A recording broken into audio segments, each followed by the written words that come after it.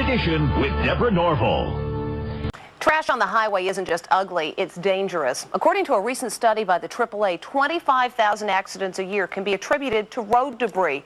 Now, we've reported on the problem a number of times, but rarely have we encountered a road debris accident as horrific as this one.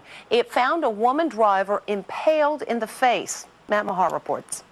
For the last 6 weeks, Brenda Shaw has had her jaw wired shut. I'm just nervous how my jaw's going to work. You'll feel a little pulling, but it shouldn't be anything worse than that. Getting the wires snipped off is the last major step in an incredible story of survival. This 36-year-old mother of 3 is lucky to be alive. In March, she was impaled by a piece of road debris, this 8-foot-long pole, while driving to work near Salt Lake City, Utah.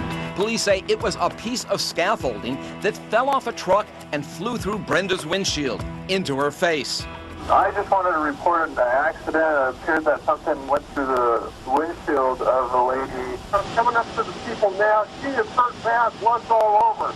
I thought, oh, she's dead. Miraculously, Brenda survived.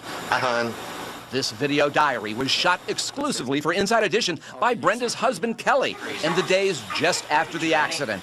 The video shows extreme swelling on the left side of her face. The large wound where the pole went through her neck is still black and blue. An ICU nurse told me that she had been impaled by an 8-foot-long bar. The pipe went through the face, below the ear, and came out at the back of the neck.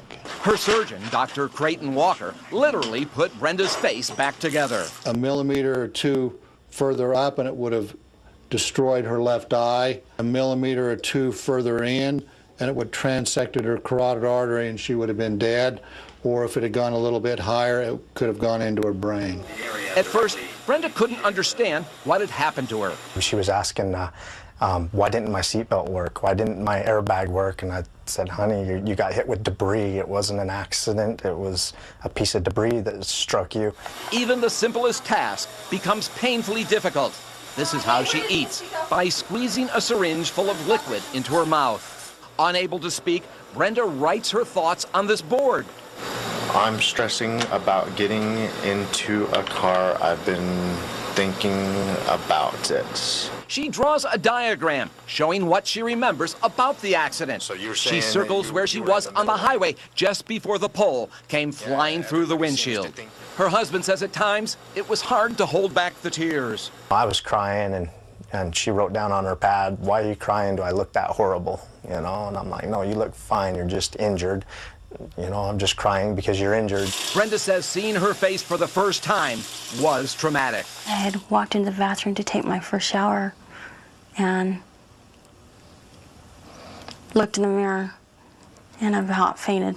Luckily for Brenda, the scar from where the pole entered her face falls on the natural line of her cheek and is almost invisible. It's taken a lot away from me.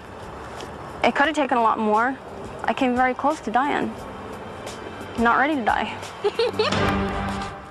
To avoid road debris, the AAA recommends you keep 4 to 5 seconds distance between you and the vehicle you're following.